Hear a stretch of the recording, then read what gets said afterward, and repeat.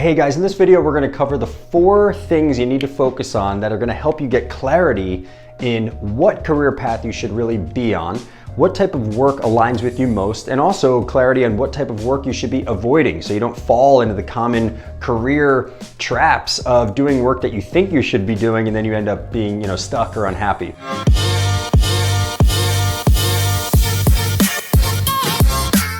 My name is Alex Resnick. I'm the founder of Evolve Leadership, where we get you the human skills needed to be successful in today's modern world. If you're new to the channel here, click the subscribe button below so you can join us in more videos that I'm going to be putting out all around helping our community get the clarity they need to make sure they're on the right career path, right? So we can reach our full potential and develop the other communication, interpersonal, what I like to call human skills that are just so essential in today's job market, not only for success in your career path, but also for overall happiness in your personal life, right? Because at the end of the day, the common denominator to all work and really all avenues of life is people, connecting with other humans. And my mission is to help you get these skills that you need so you can be successful on that path. So without further ado, let's just jump right in. Feel free to grab a pad or a pen, and I'm gonna go over the 4 things you need to focus on that you could start today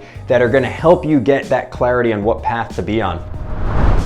The first one that I wanna address is mindset and possibility. So what I mean by that is you have to have the mindset that this is possible for you, that you actually can have a career path you love. You have to believe in a brighter future, because if you don't, honestly, you could just stop watching the video now, but if you don't, then you're never gonna give yourself an opportunity to live into that possible or brighter future. I understand these are challenging times. I'm not trying to downplay that. I'm not trying to say like, oh, you should just be positive all the time and everything's great, right? So it's not about that at all. What I really mean is we understand that there are challenges right now. We might be in a career rut. We might be in a transition, whether it's a job transition into a new industry, just a new line of work, or it could be a massive transition if you're, potentially military personnel trying to transition to civilian life, or if you were a mother taking care of kids for a few years and now you're getting back into the job market, right? These are major transitions. So I'm not trying to downplay that they're challenging, but you have to have some positivity that it's possible that it can work out for you, right? So that's the first thing that I want you to do.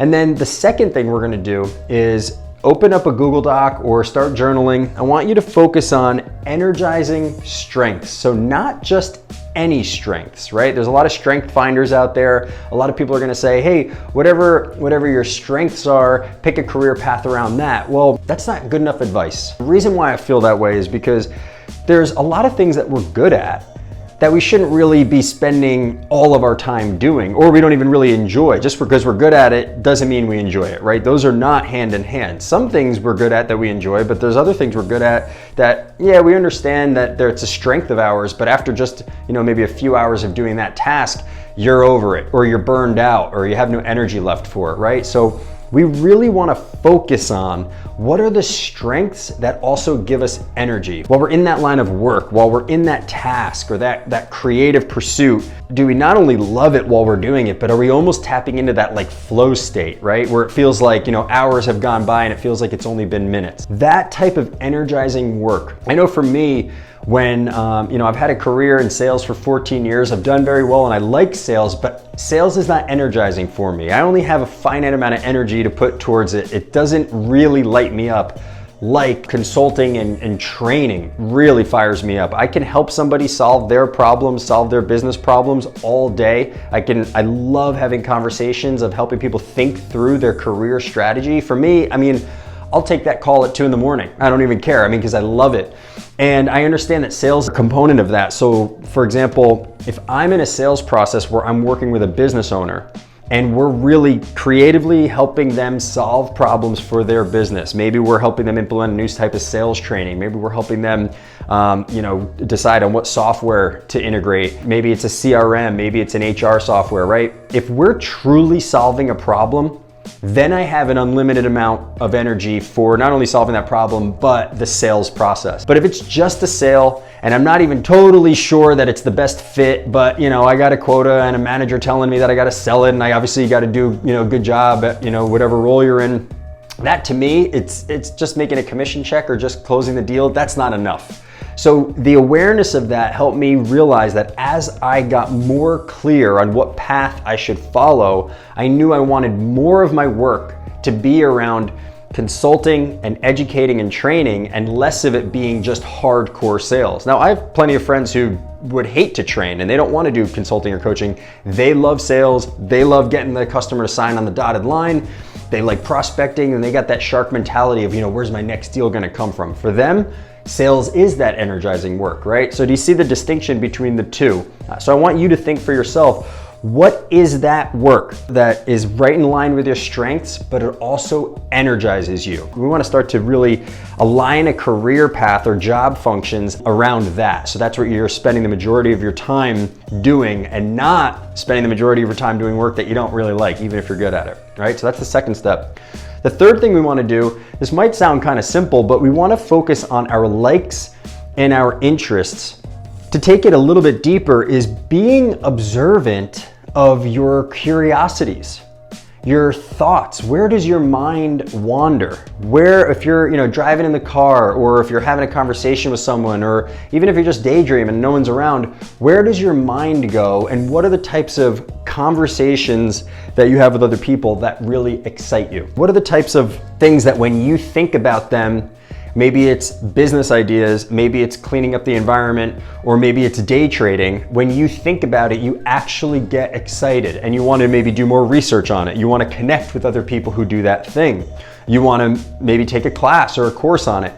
Listen to that voice, because it's telling you something. And I know, again, it sounds like maybe simple advice, but when I talk to a lot of people who are stuck in their careers, a lot of clients, other friends and family, they're not asking themselves these questions. So that's why I start here. And if you simply listen to the voice in your head and your natural curiosities, and you're observant of this for yourself, you actually find that you'll start to get a lot of clarity in what direction you should be pursuing for a career path or a job function. I want you to listen to that voice in your head of your curiosity, and I want you to start to write down your likes and your interests. And if you, for some reason, are feeling a mental block with, I don't really know what I like, or I'm feeling a little bit stuck, I'm not really sure what I'm interested in right now, you can actually start with a list of things you don't like. Because for some reason, that's easy as hell. We could be like, oh, well, I don't want to get stuck in a corporate office, and I don't want a boss who nags me. And for me personally, I wouldn't work in like a oil and gas industry, or an industry that maybe polluted the environment or did harm to other people, no matter how big the commission check was as a sales rep, right? I'm never going to go work for Exxon, but clean energy I'm interested in, so I might pursue that sales path or that consulting path with Tesla, for example. See, so start to piece together this sort of path for yourself based on what you naturally are drawn to, okay? And then the fourth thing, value to others. We want to basically take our energizing strengths and our likes and our interests and our curiosities, and we want to figure out how can we creatively combine these two things to provide value to others. And maybe it's an individual, maybe it's a group of people. It might be a social cause or an environmental cause. It doesn't matter. It doesn't have to be directly for one person. But the point of this is, can you take the things you're good at in the path, in the avenues of things you're interested in, and provide a service that's bigger than yourself? You're connected to a mission that's bigger than you. It's not just about a paycheck. Can you help a person or a group of people solve a problem that's important to them? And it's also important to you because it aligns with the things you care about, and you're leveraging your strengths that actually energize you. You're not going home at the end of the day like, oh man, I got to do this thing all day and now I feel burnt out. So if we could piece this together, you take your energizing strengths, the things that you like and you're curious about, you use them to provide value to other people, that's going to give your work meaning. And so what I want you to do is, on one Google Doc or in one dedicated journal, I want you to write down these steps, and I want you to think about them, and just don't filter your thoughts. Just write down whatever comes to mind. And as you do this, you'll start to really come up with some pretty cool ideas of career paths that you can follow. And even if you're not sure what career path it might be right off the bat, or what job it is exactly, start to reach out to other people who are working in similar industries. You can enroll in other courses and online classes. You can volunteer, you can get mentored by somebody, maybe spend a couple hours a week volunteering or dedicating your time to learning more about a particular industry. I'm not gonna say that you're gonna get crystal clear answers on exactly what your path should be overnight, but if you keep this running in the background as like a daily practice, or at least a couple times a week, thinking about what do I like, what am I good at that I enjoy, how can I help other people or another cause with this, over the course of a couple days and weeks, you're gonna start to get answers for yourself. And the act of all of this, keeping a positive mindset and believing in a brighter future and making progress towards something that you actually care about, is going to just, if nothing else, it's just gonna feel good.